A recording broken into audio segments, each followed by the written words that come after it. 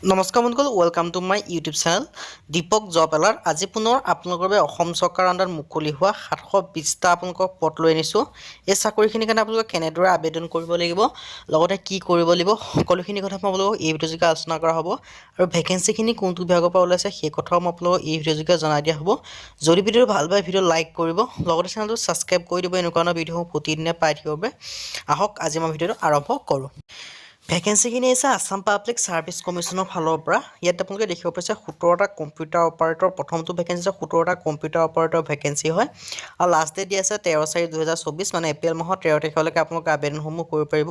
আৰু ইয়াৰ কাৰণে আবেদনসমূহ অনলাইন যোগে কৰিব পাৰিব। কেটেগৰী আছে আপোনালোকে ভেকেঞ্চিখিনি দেখিব পাৰিছে। ইউআৰ কেটেগৰীৰ কাৰণে 8টা আছে, OBC MBC কাৰণে 5টা, SC কাৰণে 1টা আৰু ST প্লেনৰ কাৰণে 2টা আছে, আৰু ST হিলৰ কাৰণে 1টা ভেকেঞ্চি আছে। নেম অফ অৰ্গেনাইজেশ্যন আপোনালোকে দেখিব পাৰিছে আছাম পাব্লিক ছাৰ্ভিচ কমিশ্যনৰ আণ্ডাৰত, আৰু দৰমহা দিয়া হ'ব 14,000 পৰা 60,500 টকা, লগতে গ্ৰেড পে থাকিব 6,200 টকা। আৰু বয়সৰ সময়সীমা 18 পৰা 40 বছৰৰ ভিতৰত আপোনালোকে আবেদনসমূহ কৰিব পাৰিব। আৰু বয়সসমূহ 1/1/2024 মানে জানুৱাৰী মাহৰ 1 তাৰিখলৈ গণনা কৰা হ'ব। এজ লিমিটৰ সম্পৰ্কে মই আপোনালোকক কৈ দিছোঁ 18 পৰা 40 বছৰ। আৰু এডুকেশ্যন কোৱালিফিকেশ্যন মাত্ৰ দিয়া আছে 12 পাছ। যদি আপোনালোকে হাই ছেকেণ্ডেৰী পাছ কৰি দিছে, 12 যদি পাছ কৰি থৈ দিছে তেতিয়া আবেদনসমূহ কৰিব পাৰিব। আৰু আপোনালোকে এটা ভাল সুযোগ হয়।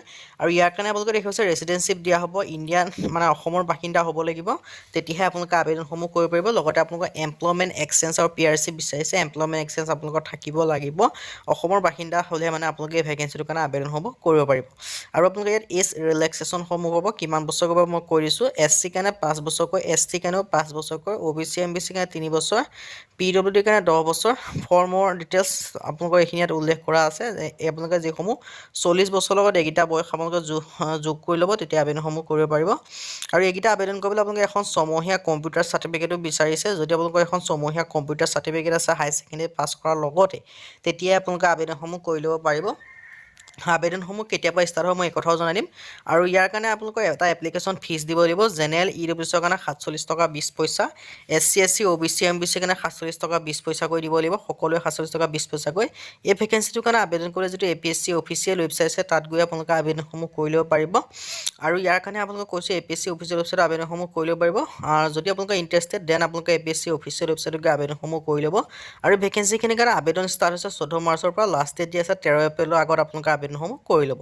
আজি ভিডিঅ' ইমানে। যদি ভিডিঅ' ভাল পালে লাইক কৰিব, লগতে চেনেলটো ছাবস্ক্ৰাইব কৰিব এনেকুৱা ধৰণৰ ভিডিঅ'সমূহ প্ৰতিদিনে জবৰ আপডেটসমূহ পাই থাকিব বাবে। আৰু লগতে আপোনালোকে ভিডিঅ'টো বন্ধু বান্ধৱীৰ লগত শ্বেয়াৰ কৰি দিব, যাতে সকলো বন্ধু বান্ধৱীয়ে প্ৰতিদিনে জবৰ আপডেটসমূহ পাই থাকে। আজিলৈ বাই, পুনৰ নতুন ভিডিঅ'ত লগ পাম।